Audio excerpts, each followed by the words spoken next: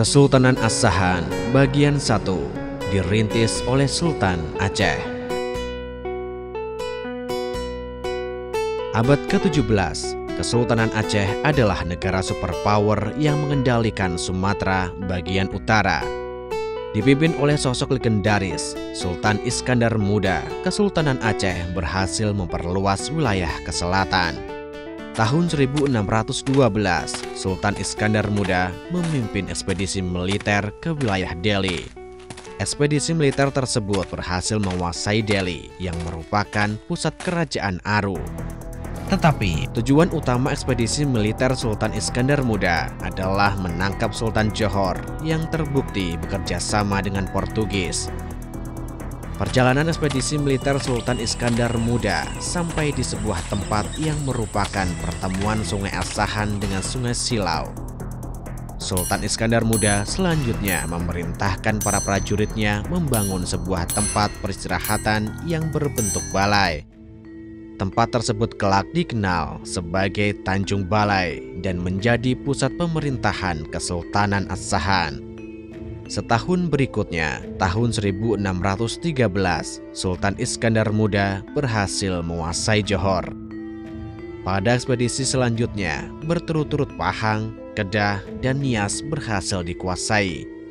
Wilayah Kesultanan Aceh di masa Sultan Iskandar Muda meluas jauh hingga ke selatan, baik pesisir barat maupun timur Sumatera.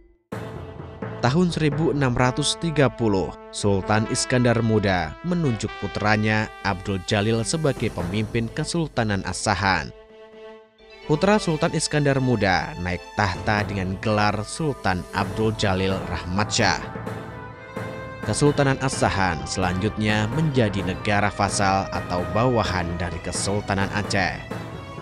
Wilayah Kesultanan Asahan meliputi beberapa daerah yang sekarang masuk ke dalam Kabupaten Asahan, Kabupaten Labuhan Batu, Kabupaten Labuhan Batu Utara, dan Kabupaten Labuhan Batu Selatan. Sejak awal berdirinya, Kesultanan Asahan sudah menjadi negara dengan corak Islam. Hal ini dikarenakan wilayah Asahan terlebih dahulu menjadi kekuasaan Kesultanan Aceh. Sedangkan pengelolaan wilayah di luar ibu kota, Sultan Abdul Jalil mempercayakan kepada para pemimpin lokal yang diberi gelar datuk. Masa kepemimpinan Sultan Abdul Jalil tidak diketahui dengan pasti. Sumber-sumber sejarah tidak menyebutkan detail akhir masa jabatannya. Pemimpin Asahan berikutnya adalah Sultan Said Shah. Sultan kedua Asahan ini tidak diketahui dengan pasti waktu awal hingga akhir jabatannya. Generasi ketiga, Sultan Muhammad Mahrum Shah, hanya diketahui akhir dari masa jabatannya, yaitu tahun 1760. Generasi keempat, Sultan Abdul Jalil Shah memegang puncak kepemimpinan Asahan hanya dalam rentang waktu tahun 1760 hingga 1765. Pemimpin berikutnya, Sultan Dewa Shah, memimpin Asahan dalam rentang waktu yang cukup lama dari tahun 1765 hingga 1805. Selanjutnya, Asahan dipimpin oleh Sultan Musa Shah dari tahun 1805 hingga 1808.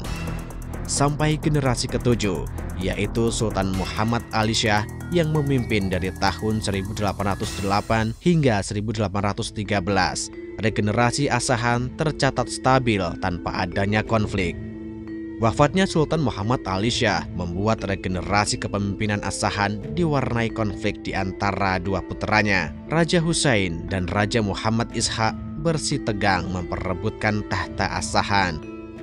Konflik tersebut berakhir dengan kesepakatan damai. Raja Husain memegang tahta Asahan dengan gelar Sultan Muhammad Husain Rahmat Shah. Sedangkan Raja Muhammad Ishaq diangkat sebagai yang di-Pertuan Negeri Kualuh, salah satu wilayah Asahan. Pada masa kepemimpinan Sultan Muhammad Husain inilah persinggungan Asahan dengan Eropa dimulai. Belanda dan Inggris bersaing memperebutkan kekuasaan di pesisir timur Sumatera. Sementara itu, Aceh berusaha mempertahankan kekuasaan mereka atas Asahan. 1 Februari 1858, Belanda dan Siak menandatangani sebuah perjanjian. Dalam dokumen yang dikenal sebagai Perjanjian Siak tersebut, seluruh wilayah Kesultanan Siak diserahkan kepada Belanda. Dalam perjanjian Siak disebutkan bahwa Kesultanan Asahan merupakan wilayah yang masuk ke dalam kekuasaan Kesultanan Siak. Bukan hanya Asahan, Kesultanan Siak juga mengklaim Batu Bara, Serdang, Delhi, Langkat, dan Tamiang sebagai wilayah mereka. Jika Anda suka video kami, jangan lupa untuk subscribe, like, dan memberi komentar. Nyalakan loncengnya agar mendapatkan notifikasi dari video terbaru kami. Terima kasih.